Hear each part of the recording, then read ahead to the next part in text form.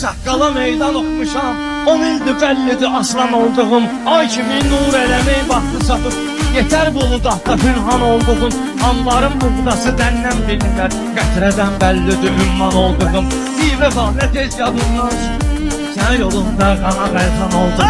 Can quşum 100 dəfə təkrar eləyir. Fəxridir fədai canan olduğum. Dün baharda görüşerik biz. Bahar geldi geçti, sen gelmez oldun. Değildin baharda görüşerik biz. Bahar geldi geçti, sen gelmez oldun.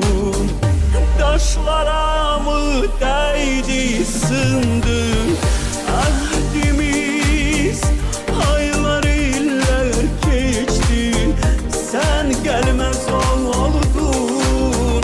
Sen gelmez oldun, sen gelmez oldun, sen gelmez oldun. Yarım gözleyirem ben, gözleyirem ben, sen gelmez oldun. Soldu gülüm soldu semenzarım, ne dövlətim vardı ne de varım. Qədrimi bilseydi əgər yarım, hər gecə badəm səsini